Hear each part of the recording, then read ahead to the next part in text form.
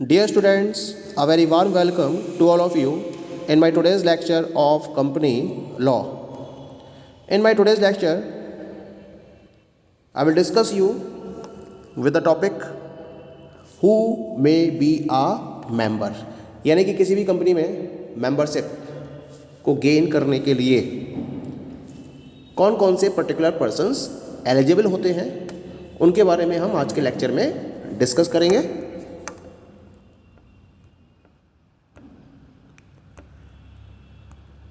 The general rule is that any person may become a member of a company if he is competent to contract according to law to which he is subject.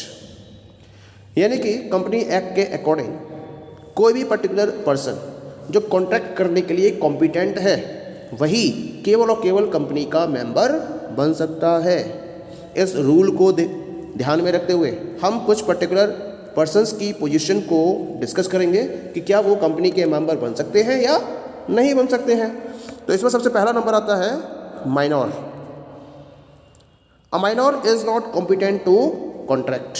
Any agreement made by a minor is void ab initio. Moreover, to become a member of a company a person has to apply in writing. A minor cannot agree to be a member of the company in terms of section 255. जब हम minor की बात करते हैं तो वो contract करने के लिए कॉम्पिटेंट नहीं होता है. ठीक है. अगर माइनर के द्वारा कोई भी एग्रीमेंट फॉलो किया जाता है तो वो वॉइड होगा, वॉइड एब इनिशियो यानी कि मान्य नहीं होगा. और इसके साथ साथ कंपनी का मेंबर बनने के लिए पर्सन को राइटिंग में भी अप्लाई करना होता है. इसी वजह से कोई भी माइनर कंपनी का मेंबर नहीं बन सकता है. और वैसे भी कंपनी एक्ट के सेक्शन 255 के अकॉर्डिंग भी जो एक माइनर है ही can not agree to be a member of the company. That is clear. Now we will talk about the second one, persons of unsound mind. जब हम अनसाउंड माइंड के पर्सन्स की बात करते हैं यानी कि जो प्रॉपर वे में सोच नहीं सकते, पागलपन की कंडीशन हम कह सकते हैं, तो जो अनसाउंड माइंड के पर्सन्स हैं वो क्या होते हैं? They are incompetent to contract. Contract करने के लिए वो क्या होते हैं? इनकॉम्पिटेंट होते हैं. तो जनरल रूल को ये कंप्लीट नहीं कर रही है. इसका मतलब जो अनसाउंड माइंड के पर्सन्स हैं वो कंपनी के मेंबर नहीं बन सकते. उसी तरीके से जिस तरीके से माइनर पर्सन्स को कंपनी का मेंबर नहीं बनाया जा सकता. क्लियर. नेक्स्ट वन आता है इसके अंदर insolvent. If a person was a member of the company before he is adjust insolvent, he will remain the member of the company so long as his name appears in the register of members. He is entitled to vote but he loses all beneficial rights in the shares. यानी कि company के अंदर एक particular person ऐसा है जो पहले company का मेंबर था और मेंबर रहते हुए वो हो जाता है इंसॉल्वेंट. तो इंसॉल्वेंट होने के बावजूद भी वो कंपनी का मेंबर बना रहता है. उसकी मेंबरशिप उससे नहीं छीनी जा सकती. इंसॉल्वेंट होने का मतलब कंपनी की मेंबरशिप उससे नहीं छीनी जा सकती. जब तक उसका नाम मेंबर्स के रजिस्टर में अपीयर्ड है तब तक वो कंपनी का मेंबर रहेगा और वो वोट करने के लिए एंटाइटल्ड होगा. लेकिन जो इसके शेयर्स में बेनिफिशियल राइट्स थे, जो उसको डिविडेंड मिल रहा था या जो एक्स्ट्रा बेनिफिट्स मिल रहे थे उसको शेयर्स की वजह से, वो बेनिफिट उसे मिलना बंद हो जाएंगे. लेकिन वो कंपनी का मेंबर बना रहेगा जब तक कि उसका नाम कंपनी के मेंबर ऑफ रजिस्टर में रहता है. तीसरा पर्सन आता है इसके अंदर, that is foreigners. Foreigners except alien enemies can become member of the company subject to the provisions of the law of land such as the provisions and rules made under FEMA and RBI etc. यानी कि जो foreigners हैं वो भी किसी भी company के member बन सकते हैं लेकिन अलाइन एनिमीज नहीं होने चाहिए. अगर अलाइन एनिमीज वाली कंट्रीज़ हैं तो उसके जो सिटीजन्स हैं वो कंपनी के मेंबर नहीं बन सकते। लेकिन उसके अलावा किसी और कंट्री के मेंबर्स हैं, किसी और कंट्री के सिटीजन्स हैं, वो कंपनी के मेंबर बन सकते हैं। लेकिन इसके लिए लॉ ऑफ लैंड के प्रोविजंस को कंसीडर किया जाना जरूरी है।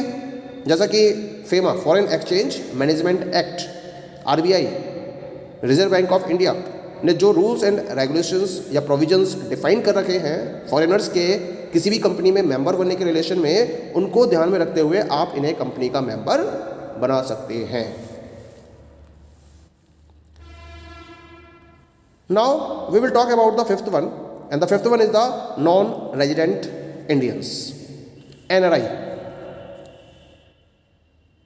A non-resident Indian can buy shares in any Indian company provided it complies with the regulations of RBI and SEBI. यानी कि जितने भी NRIs हैं, नॉन रेजिडेंट इंडियंस हैं, वो किसी भी इंडियन कंपनी में शेयर्स को परचेज कर सकते हैं और उसके मेंबर्स बन सकते हैं। लेकिन उन्हें RBI और SEBI यानी कि reserve bank of India and security of exchange board of India के द्वारा डिसाइडेड रूल्स एंड रेगुलेशंस को कंप्लीट करना होगा। उसके बाद ही वो किसी भी इंडियन कंपनी के शेयर्स को परचेज करते हुए उसमें मेंबर्स बन सकते हैं।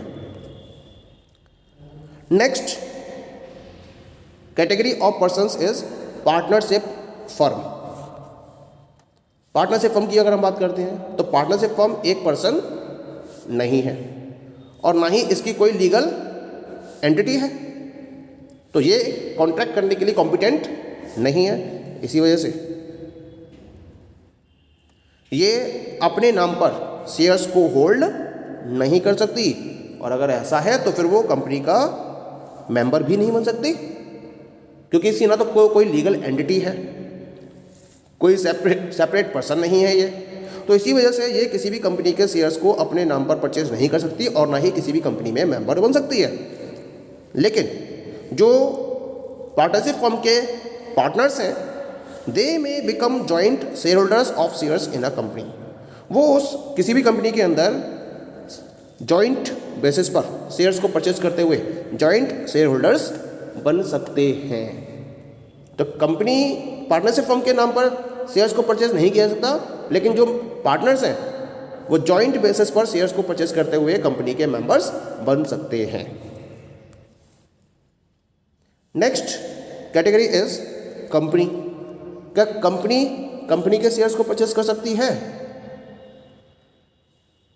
A company can not become member of its own, मतलब एक कंपनी अपने खुद के शेयर्स को परचेज नहीं कर सकती।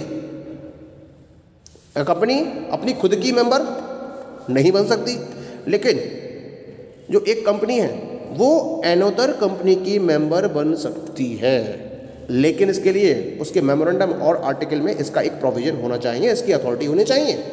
तो अगर कंपनी के मेमोरेंडम और आर्टिकल ने अथॉरिटी प्रोवाइड कर रखी है तो उसको ध्यान में रखते हुए जो एक कंपनी है वो दूसरी कंपनी के मेंबरशिप को गेन कर सकती है, उसके शेयर्स को परचेज करते हुए मेंबरशिप को गेन कर सकती है। ये प्रोविजन दे रखा है। Now we come to the next one, and this one is the subsidiary company. क्या सब्सिडियरी कंपनी मेंबर बन सकती है? A subsidiary company can not be a member of its holding company. It is because that any allotment or transfer of its own shares by a holding to its subsidiary company is void. Company act के according अगर किसी भी holding company के द्वारा अपनी subsidiary company को shares allot किए जाते हैं या ट्रांसफ़र किए जाते हैं तो ये नल एंड वॉइड है, ये मान्य नहीं है। इसी वजह से इस प्रोविजन को ध्यान में रखते हुए कोई भी सब्सिडियरी कंपनी अपनी होल्डिंग कंपनी की मेंबर नहीं बन सकती है। That is clear. अब हम बात करेंगे ninth one, and the ninth one is the cooperative societies. Cooperative society के बारे में, a cooperative society registered under any cooperative societies act may become member of the company provided it is recognized as a separate legal entity। तो कोई भी cooperative society जो cooperative society act में registered है वो कंपनी की member बन सकती है, लेकिन इसे डिक्लेयर करना होगा, इसे रिकॉग्नाइज करना होगा as a separate legal entity. तो अगर कोई भी कोऑपरेटिव सोसाइटी रिकॉग्नाइज की जाती है as a separate legal entity तो उस केस में वो किसी भी कंपनी में मेंबर बन सकती है। Now come to the next one. The next one is the registered society. A registered society registered under the Societies Registration Act 1860 is treated as person having separate legal entity, so can be a member of the company। क्योंकि जो registered society होती है वो societies registration act 1860 में registered होती है, और अगर रजिस्टर्ड है तो इसको हम एक सेपरेट लीगल एंटिटी के तौर पर भी ट्रीट करते हैं। और इसी वजह से क्योंकि एक सेपरेट पर्सन हो गई है, लॉ के पॉइंट ऑफ व्यू से ये एक सेपरेट पर्सन की तरह ट्रीट की जा सकती है, इसी वजह से ये किसी भी कंपनी के अंदर शेयर्स को परचेज करते हुए उसकी मेंबर बन सकती है। That is clear. Now come to the next one is the trade union. A registered trade union is a body corporate having separate legal entity, so can hold shares in any company in its own name। कोई भी trade union है, अगर registered trade union है तो ये एक body corporate कहलाती है जिसकी अपनी खुद की सेपरेट लीगल एंटिटी होती है। क्योंकि सेपरेट लीगल एंटिटी है तो फिर इसका मतलब ये किसी भी कंपनी में अपने नाम से शेयर्स को होल्ड कर सकती है और उसकी मेंबर बन सकती है। Next one is the Hindu undivided family, HUF। HUF देखा जाए तो अपने आप में एक लीगल पर्सन नहीं है, लेकिन इनकम टैक्स एक्ट के पॉइंट ऑफ व्यू से इसे हम एक लीगल पर्सन ट्रीट करते हैं, केवल इनकम टैक्स के पॉइंट ऑफ व्यू से। क्योंकि जो HUF है वो एक कर्ता के द्वारा डिफाइन की जाती है। हिंदू अनडिवाइडेड फैमिली, उसमें उसका एक लीडर होता है, एक मैनेजर होता है जो कंप्लीट फैमिली को मैनेज कर रहा होता है, ठीक है, जिसे हम कर्ता का नाम देते हैं। तो जो HUF है, हिंदू अनडिवाइडेड फैमिली है, वो अपनी अमाउंट को या अपनी मनी को शेयर्स में इन्वेस्ट कर सकता है, और जो शेयर्स है वो कर्ता के नाम पर रजिस्टर्ड किए जा सकते हैं। हिंदू अनडिवाइडेड फैमिली के नाम पर तो हम रजिस्टर्ड नहीं कर सकते क्योंकि वो अपनी सेपरेट लीगल पर्सन नहीं है, लेकिन जो कर्ता है वो तो एक सेपरेट पर्सन है, उसके नाम पर शेयर्स को रजिस्टर्ड किया जा सकता है जो कि फैमिली का हेड होता है, ठीक है। और वो जो फैमिली का हेड है वो किसी भी कंपनी का मेंबर बन सकता है। Next one is the trust. क्या मतलब है ट्रस्ट का? A trust is not a legal person and hence can not be a member of the company, but trustees can become member of the company. सीधे तो फंडा है trust का, legal person नहीं होता है ट्रस्ट। अगर लीगल पर्सन नहीं है तो वो किसी भी कंपनी का मेंबर नहीं बन सकता, लेकिन जो उसके ट्रस्टीज़ हैं वो किसी भी कंपनी के मेंबर बन सकते हैं। वैसे ही जैसे पार्टनरशिप फर्म के बारे में हमने डिस्कस किया था, पार्टनरशिप फर्म लीगल पर्सन नहीं होती है तो इसी वजह से वो किसी भी कंपनी में मेंबरशिप को गेन नहीं कर सकती, लेकिन पार्टनर्स कर सकते हैं।